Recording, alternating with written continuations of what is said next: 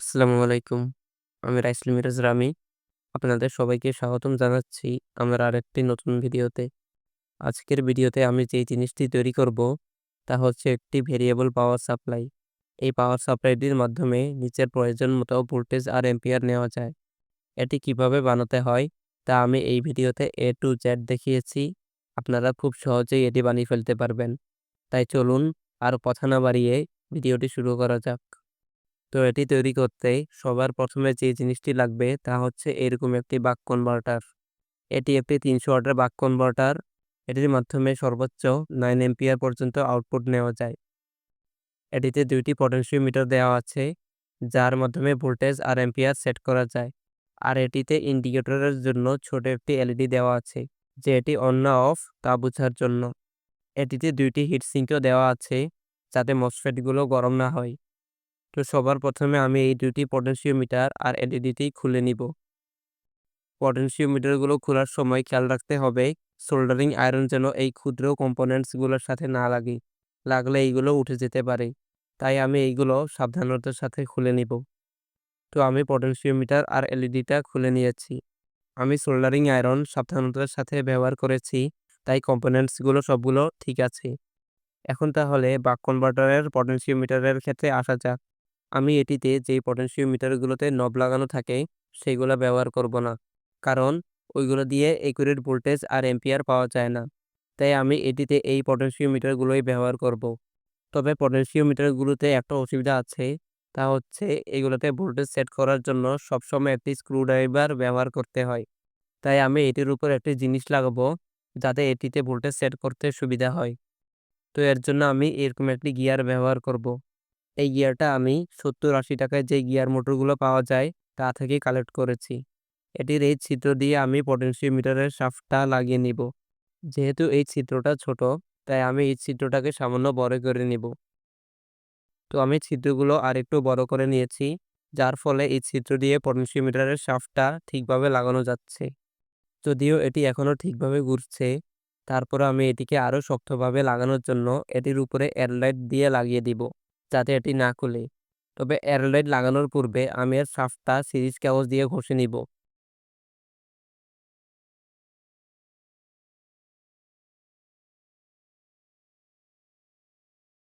তো আমি এটিতে ঠিকভাবে এয়ারলাইট লাগিয়ে নিয়েছি।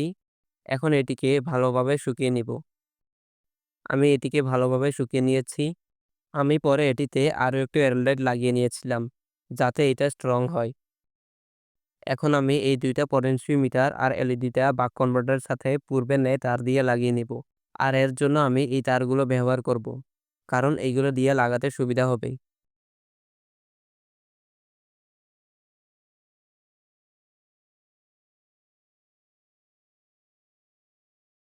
তো আমি প্রত্যেকটা জিনিস ঠিকভাবে লাগিয়ে নিয়েছি। আপনারাও এইভাবে লাগিয়ে নিবেন। যদিও আমি ঠিকভাবে সোল্ডারিং করেছি, তারপরেও নড়াচড়ার ফলে জয়েন্টগুলো খুলে যেতে পারে। তাই আমি এর জয়েন্টগুলোতে গ্লু লাগিয়ে দিব।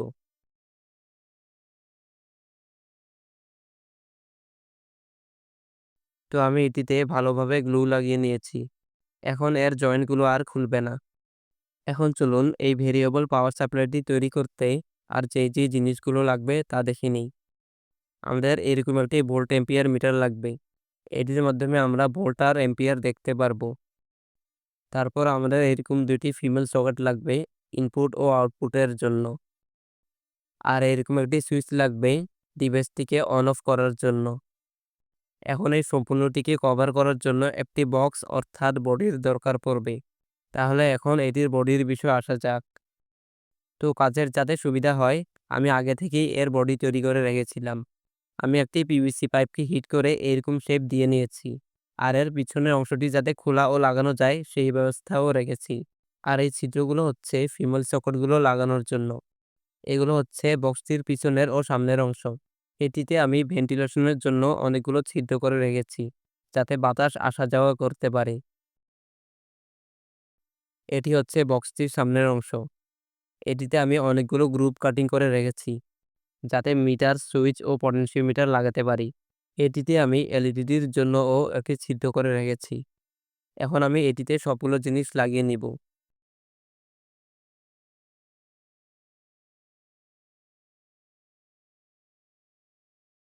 তো আমি এটিতে মিটার আর সুইচটি লাগিয়ে নিয়েছি আর লাগানোর পর গ্লু গান দিয়ে ভালোভাবে লাগিয়ে দিয়েছি যাতে এগুলো না খুলে।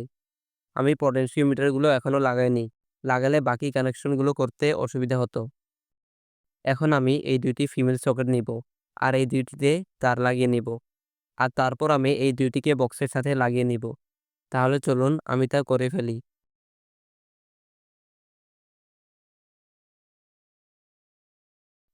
তো আমি সকেটগুলো বক্সের সাথে লাগিয়ে নিলাম। এখন আমি এর তারগুলোর সাথে ভোল্ট অ্যাম্পিয়ার মিটারের কানেকশন করে নিব। এই মিটারে যে চিকন লাল ও কালো তারটি আছে তা হচ্ছে মিটারে পাওয়ার ইনপুট দেওয়ার জন্য, অর্থাৎ মিটারটি চালু করার জন্য। আর এই হলুদ তারটি হচ্ছে ভোল্টেজ মাপার জন্য। এখন আমি মিটারের লাল তারটির সাথে সকেটের লাল তারটি লাগিয়ে নিব। লাগানো হলে সকেটের যে কালো তারটি আছে তা সুইচের এক প্রান্তের সাথে লাগিয়ে নিব আর সুইচের অপর প্রান্তেও একটি তার লাগিয়ে নিব। তো আমি সুইচের সাথে তারগুলো লাগিয়ে নিয়েছি। এখন সুইচের যেই খোলা তারটি আছে তার সাথে মিটারের চিকন কালো তারটি লাগিয়ে নিব। লাগানো হলে আমি এই কালো তার ও লাল তারটি বাক কনভার্টারের পাওয়ার ইনপুট অংশের সাথে লাগিয়ে নিব। অর্থাৎ লাল তারটি ইনপুট প্লাসের সাথে আর কালো তারটি ইনপুট মাইনাসের সাথে। তো আমি তার দুটি লাগিয়ে নিয়েছি। এখন আমি মিটারের যেই হলুদ তারটি আছে সেটি অপর সকেটের লাল তারটির সাথে লাগিয়ে নিব।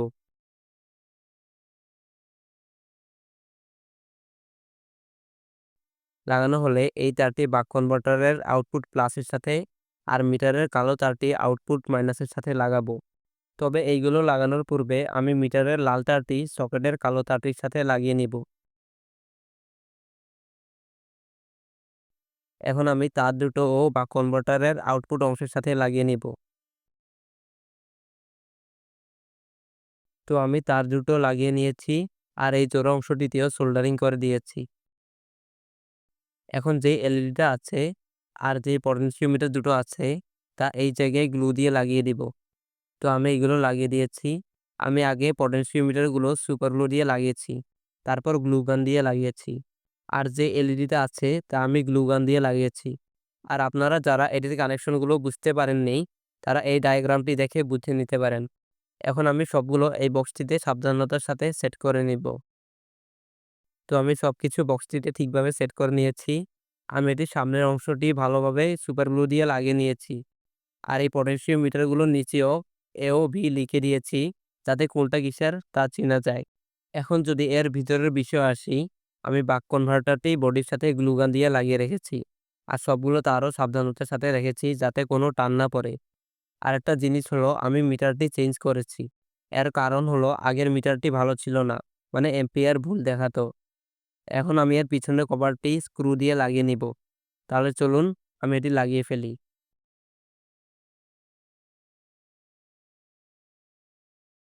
তো আমি এর সবগুলো স্ক্রু লাগিয়ে নিয়েছি। যার ফলে এর পিছনের কভারটি পারফেক্টভাবে লেগেছে।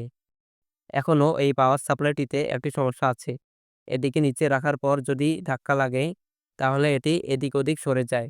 তাই যাতে না সরে আমি এর নিচে এই রাবার প্যাডগুলো লাগিয়ে দিব। এইগুলো আমি মোটরসাইকেলের টিউব কেটে তৈরি করেছি। আর এগুলো নিচে ডাবল সাইড টেপ লাগিয়ে দিয়েছি। এখন আমি এইগুলো পাওয়ার সাপ্লাইটির নিচে লাগিয়ে দিব।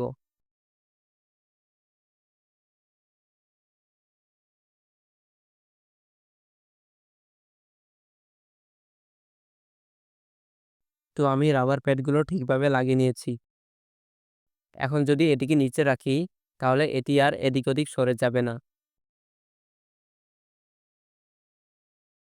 তো তাহলে আমাদের পাওয়ার সাপ্লাইটি তৈরি করা কমপ্লিট। আমি যথাসাধ্য চেষ্টা করেছি এর বডিটিকে সুন্দরভাবে তৈরি করার। আমি এর পিছনেও ভেন্টিলেশনের ব্যবস্থা রেখেছি যাতে বাক কনভার্টারটি ঠান্ডা থাকে।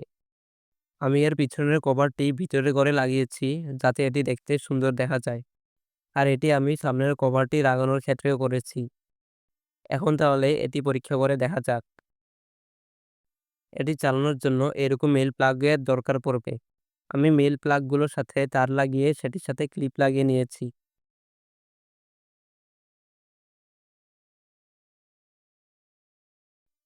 আমি প্লাগগুলো পাওয়ার সাপ্লাইটির সাথে লাগিয়ে নিয়েছি।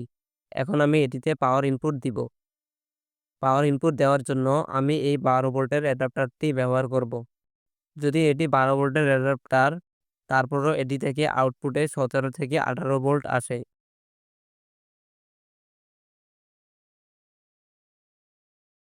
এই অ্যাডাপ্টারটির আউটপুট কারেন্ট 3 অ্যাম্পিয়ার, তাই এটিতে ভালোই স্পার্ক হচ্ছে। এখন এই ক্লিপগুলো পাওয়ার সাপ্লাই এর ক্লিপগুলোর সাথে লাগিয়ে নিব।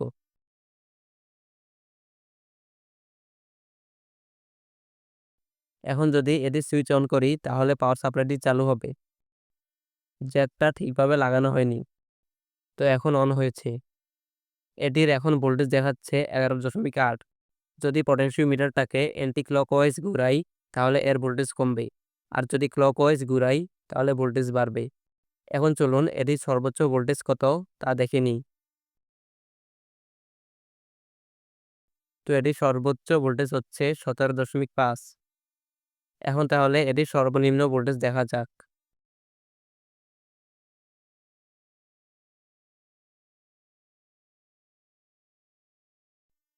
তাহলে এটির সর্বনিম্ন ভোল্টেজ হচ্ছে 1.2।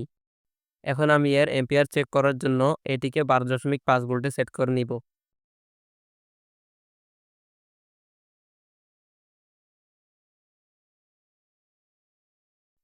তো আমি এটিকে 12.5 ভোল্টে সেট করে নিয়েছি। এখন আমাকে এটির এম্পিয়ার চেক করার জন্য এর ক্লিপ দুটিকে শর্ট করতে হবে।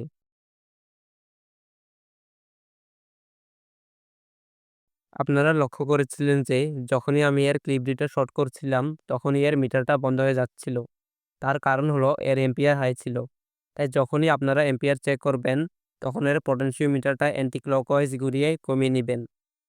এখন যদি আমি এর ক্লিপ দুইটা শর্ট করি তাহলে এর এম্পিয়ার শো করছে। এখন এর এম্পিয়ার দেখাচ্ছে 2.35। এখন যদি আমি পটেনশিওমিটার অ্যান্টি ক্লকওয়াইজ ঘোরাতে থাকি তাহলে এর এম্পিয়ার কমতে থাকবে, আর যদি ক্লকওয়াইজ ঘোরাতে থাকি তাহলে বাড়তে থাকবে।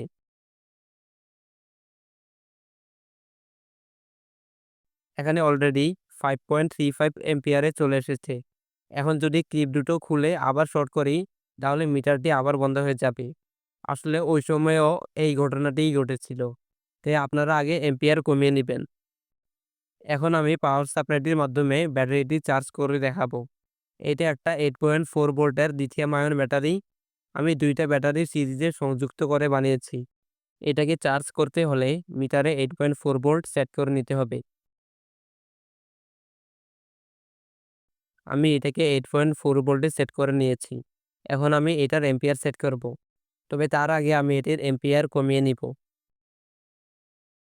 যেহেতু ব্যাটারিটা 2 এম্পিয়ারের, তাই আমি পাওয়ার সাপ্লাইয়ে 2 এম্পিয়ার সেট করে নিব।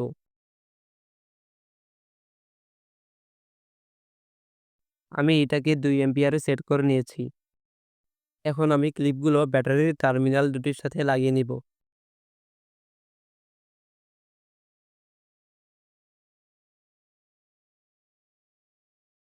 দেখা যাচ্ছে ব্যাটারিটা 1 এম্পিয়ারের বেশি নিচ্ছে।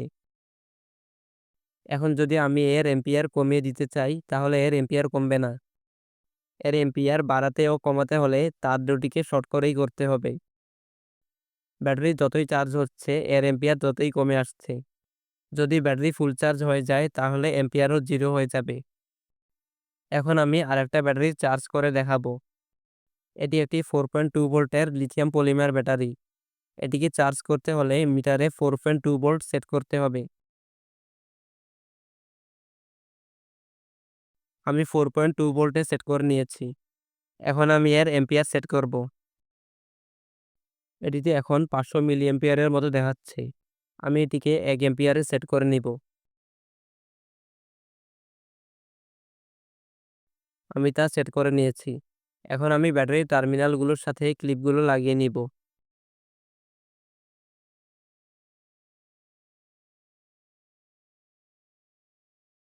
ব্যাটারিতে আগে থেকেই ফুল চার্জ থাকায় এম্পিয়ার কম দেখাচ্ছে।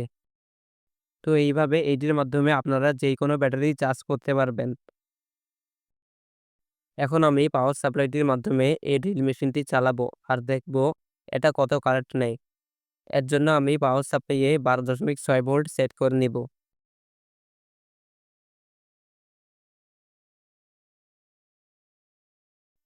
তো আমি এটিতে সেট করে নিলাম। এখন ড্রিল মেশিনটিতে পাওয়ার ইনপুট দিব।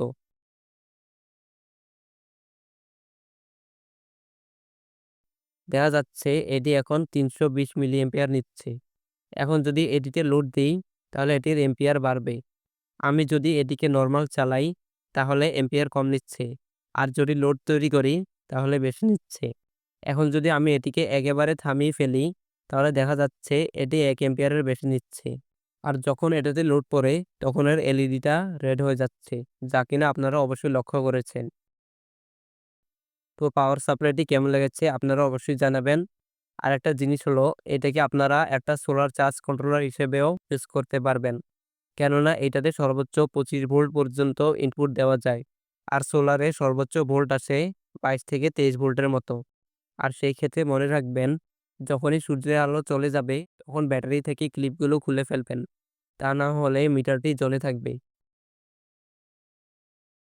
আরেকটা জিনিস হলো আমি এটিতে বাক কনভার্টারের পটেনশিওমিটারগুলো ব্যবহার করেছি। তার কারণ হলো আমি আগেও একটি পাওয়ার সাপ্লাই তৈরি করেছিলাম। আর এটি হচ্ছে সেটি। এটিতে আমি নব পটেনশিওমিটারগুলো ব্যবহার করেছিলাম। যার ফলে এটির নব সামান্য ঘুরালেই ভোল্টেজ বেশি পরিমাণে বেড়ে যেত বা কমে যেত। আর এই কারণে আমি এটিতে নব পটেনশিওমিটারগুলো ব্যবহার করিনি। তো পাওয়ার সাপ্লাইটি কেমন লেগেছে আপনারা অবশ্যই জানাবেন। তো আজ এই পর্যন্তই। সবাই ভালো থাকবেন। আসসালামু আলাইকুম।